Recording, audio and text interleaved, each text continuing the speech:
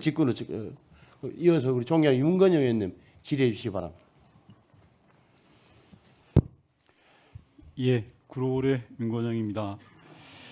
유감입니다. 저는 수십 년 동안 남북 문제와 한반도 평화에 대해서 전문적 식견과 능력을 갖춘 후보자에게 친북, 종북이라는 단어를 이야기하는 것 자체가 정치적 의도가 있다고 생각을 하고요. 제가 볼 때 실용과 실리를 통해서 국익을 챙겨왔던 거 아닌가요? 돈으로 정상회담을 구걸하지도 않았고 무조건 힘자랑만 하다가 아무것도 얻지 못했던 게 아니었지 않습니까? 저는 후보자께서 자신 있게 이야기하셔도 된다고 생각하고요. 지난 역사가 그걸 입증하고 있습니다.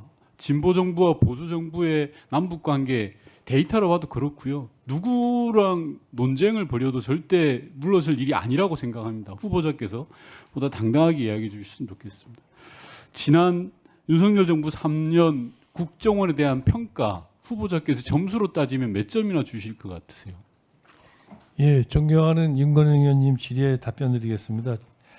제가 국정원장으로 취임을 해야 되는 마당에 점수를 매긴다는 것 자체가 네, 적절하지 좋습니다. 않다고 생각합니다. 예. 가장 중요한 과제가 무엇이라고 생각합니까? 원장으로 취임하게 된다면.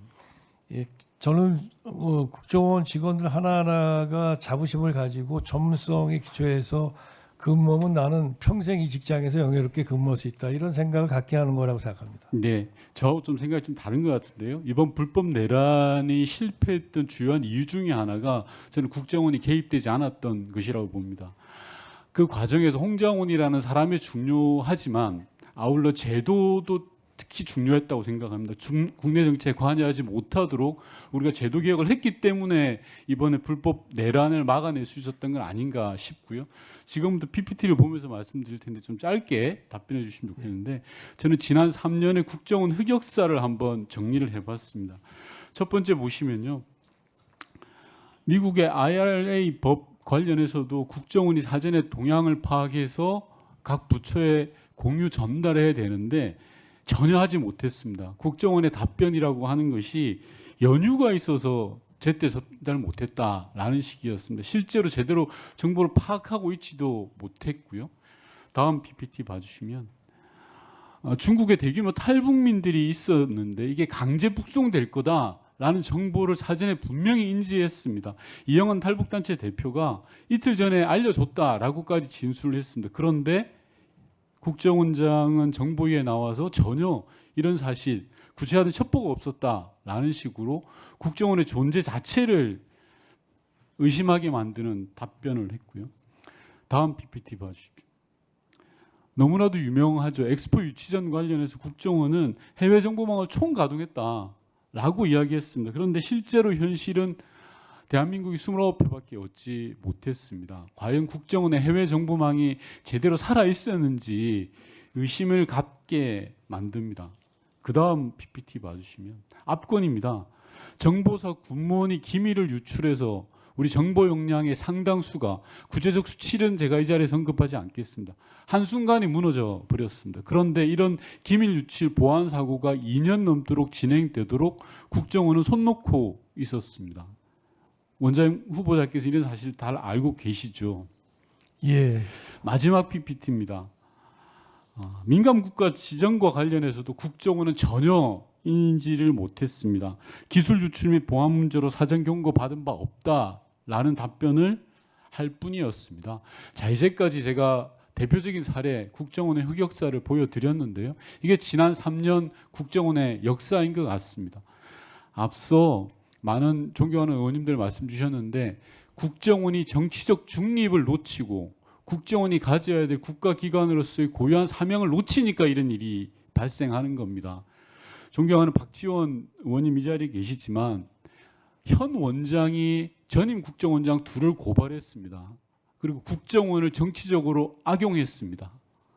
그런 조직에 지금 후보자가 기관장으로 가시는 겁니다. 저는 대단한 사명감을 가지고 가셔야 된다는 생각 드는데요. 몇 가지 간단하게 좀 확인을 하겠습니다. 네. 저는 국정 운영과 국정원 또한 마찬가지로 이어달리기라고 생각합니다. 원장으로 취임을 하게 된다면 전임 원장님들 진보 보수 떠나서 꼭 다 만나 보실 걸 권하겠습니다. 그렇게 하시겠습니까? 예, 하여튼 가급적 그렇게 하도록 하겠습니다. 자, 두 번째 질문 드리겠습니다. 앞서 의원님들 말씀 주셨는데요.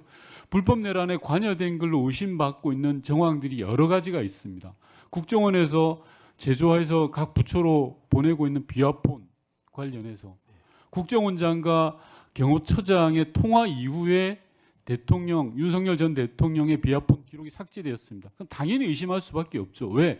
비화폰의 기능을 제대로 아는 사람은 김성훈 차장 등 경호처 내 관련자들인데 그 자들은 그런 지시나 조언을 한 적이 없다고 합니다. 그러면 남아있는 유일한 사람은 조태용 전 국정원장입니다. 조태용 전 국정원장이 내란의 주요한 증거들을 삭제하거나 인멸하도록 조언을 하고 방조하거나 최소한 방조 또는 가담을 했다는 겁니다. 이런 부분에 대해서는 철저한 조사가 필요한 거 아니겠습니까, 원장님? 예, 저도 초보적으로 하여튼 지금 알아보고 있습니다. 그래서 예, 알아보는 수준을 넘어서 저는 처벌 문제는 후보자께서 판단할 영역이 아니라고 생각합니다. 다만 이런 흑역사들을 철저하게 기록해야지만 다시는 이런 국정원이 이런 짓을 하지 않지 않겠습니까? 예. 철저한 조사 부탁드리고요. 또 하나 더 PPT 다음 PPT 봐주십시오. 국정원이 이렇게 지난 3년 무너지게 된 중요한 이유 중에 하나는 바로 인사에 있습니다. 윤석열 정권이 출범하자 한 달도 되지 않아서 어떤 일이 일어났는지 아시죠? 네. 국정원 1급 27명 전원 대기 발령 내렸습니다. 국정원 1급에 27명이라는 그 숫자 자체도 국가 보안 사항입니다. 맞습니까?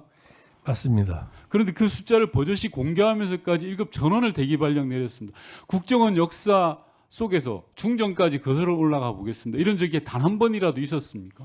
없었습니다. 아무리 정권이 바뀌고 진보 보수가 바뀐다 하더라도 이런 적은 없었습니다. 그 이후에도 PPT를 보시면 2급, 3급 100명 단위로 대기 발령 내고 교체했습니다. 1분만 더 주시면 쭉 이어가겠습니다. 네, 그러시지. 이런 적이 있었습니까, 후보자님? 예, 없었던 걸로 기억합니다. 예. 정권이 바뀌면 신임 원장에 따라서 적절한 인사를 해야 됩니다. 인사 수요에 대해서 제가 부정하는 건 아닙니다. 하지만 인사를 통해서 가장 중립적이어야 될 정치적 중립성을 확보해야 될 국정원을 뒤흔들어 놔버린 겁니다. 아니 대한민국의 정보기관의 1급들 27명을 한 번에 대기 발령시키면 정보기관을 어떻게 운영합니까? 이런 일이 버젓이 있었는데도 아무런 반성과 성찰 없이 지난 3년이 있어 왔기 때문에 앞서 보여드렸던 그런 흑역사가 차곡차곡 쌓였다고 생각합니다. 후보자님께서 이런 거에 대해서 앞으로 어떻게 하실지에 대한 의지와 좀 제도적 부분에 대해서 초점을 맞춰서 답변해 주시기 바랍니다.